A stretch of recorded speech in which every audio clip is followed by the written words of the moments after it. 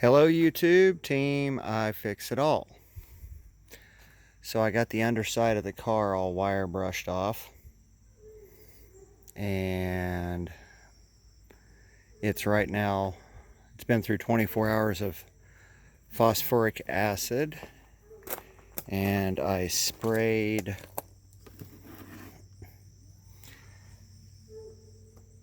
that on 50/50, followed up by some plain Jane water about a day later.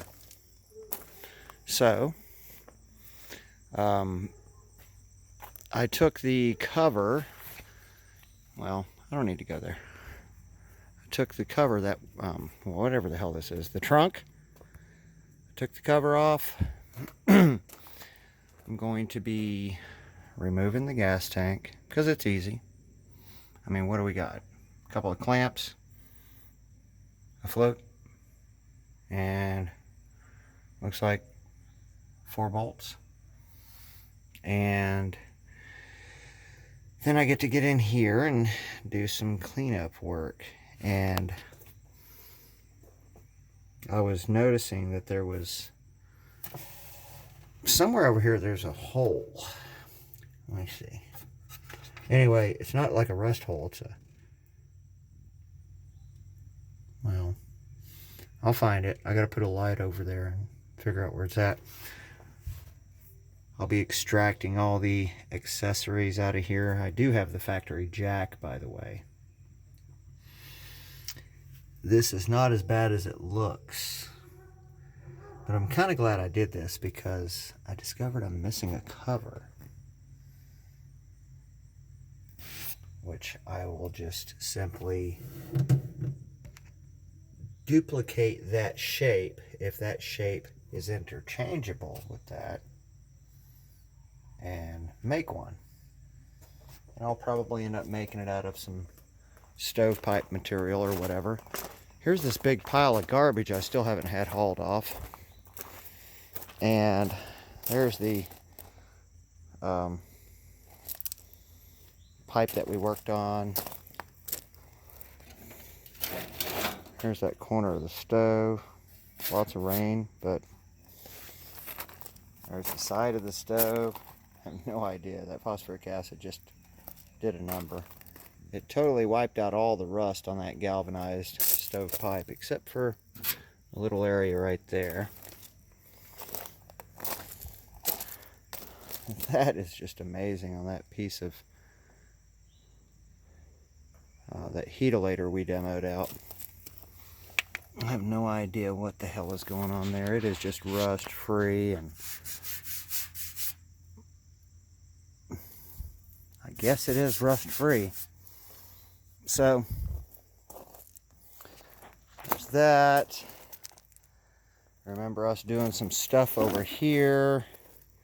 It's been rained on and rained on and rained on. Just brief little moments of test cases. You know what we did. There's the side of that wood stove with that phosphoric acid. So I have no idea what video that is, but it's called 70 Karmann Ghia Body On phosphoric acid testing or what have you. I think I'm up to like the 21st video with this one, maybe 22nd. So I'm going to be zip tying these speaker harnesses up and figuring out what the hell to do with the headlamp, this harness here.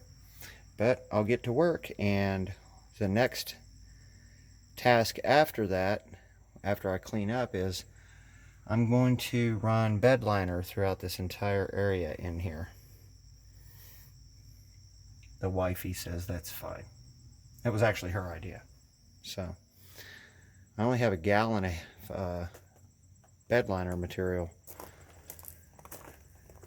So I don't know, what is that?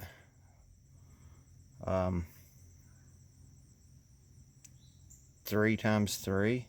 It's like, oh well, never mind. I gotta go down almost 70 degrees there, and there's a whole bunch. Shit, there's probably like 15 square feet of stuff to do here.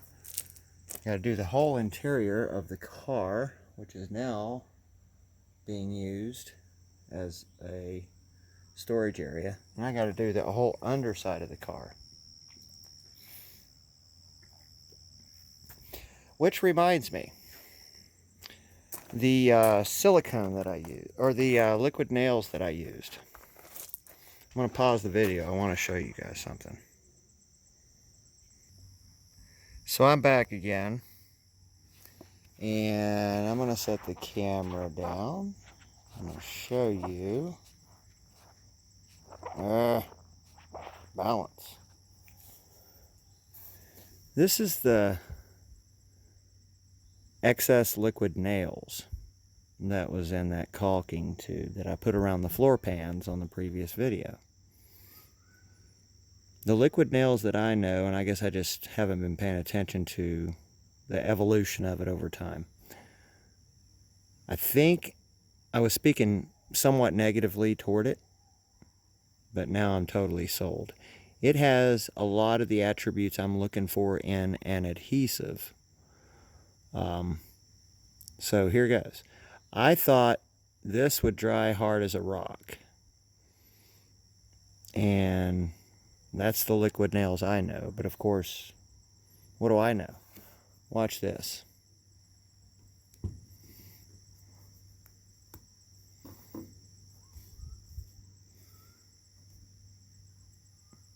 It's all like silicone.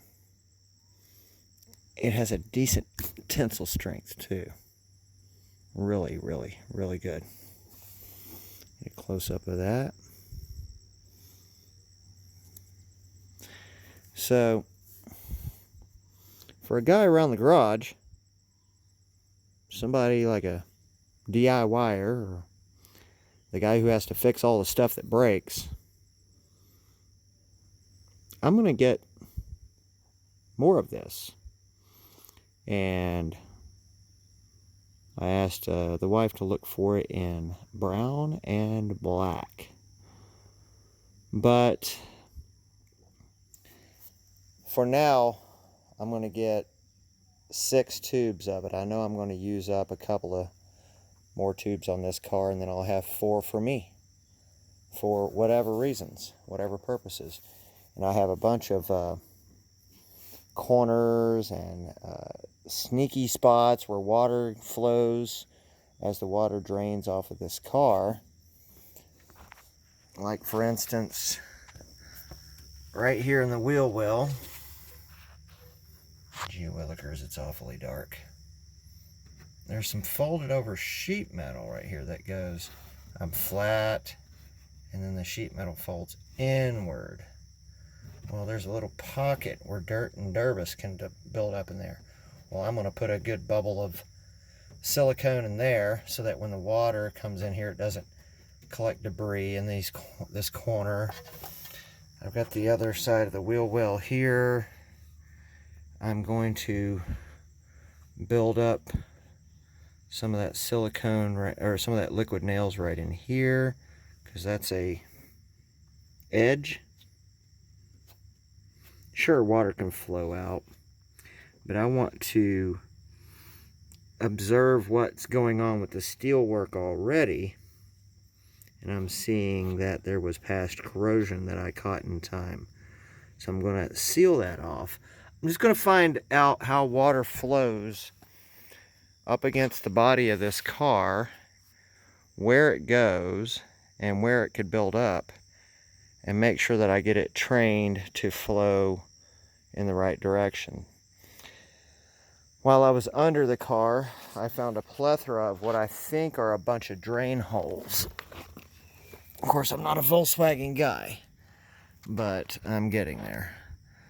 So we've got all of the undercoating that I discovered that, yeah, what you're seeing here is true. It's damp, it's wet, it's got water on it, but the brownish areas are still reacting to the phosphoric acid. I'm just going to let it keep on cooking for a while and chooching. But I'm noticing, like right here, that's been hit with a jack, but I need to straighten that up because that's a drain hole. And if I go over to here, there's another drain port. And it's in a lot better shape and more pronounced on the other side. I think I can locate a couple over here. So I was kind of concerned about drain holes in these rockers.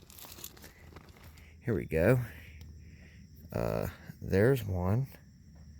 That's a drain hole. I got to run a wire up in there and figure it out. There's another drain hole that goes somewhere land. Of course, then there's also a rocker drain hole here of some sorts. I gotta figure out what the heck is going on in there. So, but I've gotten all the undercoating off that I wanted to scrape off. So that's scraped off, and everywhere there was where there was undercoating, there was black paint under it. And anywhere where it looked like the undercoating was flecking off, then there was a little bit of flash rust there. But I'll tell you what, it's amazing. This car was supposedly, I believe, restored in 2000. So somebody spent a little bit of money restoring it. The only reason why we know that is because the glove box insert has a tag on the bottom of it. It's an aftermarket glove box in here, this whole thing. And it has a tag somewhere on it, maybe on the top side. And it came from company ABC. I'm not sure what the heck company it was. There's a tag on it somewhere, I swear there is. But its manufacture date was 2000. So I'm making an assumption there. You know, just because the glove box was replaced. Does that mean that's when the car was restored, or was the glove box broken? Hard to tell, but what I do know is we ain't the first people to restore this thing. Gregory wants to survive. So we're going to help it do it. And with that being said, I'm getting busy on all the busies in here. It's too easy, actually. Right now I'm going to shut the video off, and I'm going to start removing hose clamps and the 4 bolts. And when the wifey gets home, there will not be a fuel tank in Gregory. Oh, and I better learn what the hell I'm talking about, because I've got 2 fuel lines here.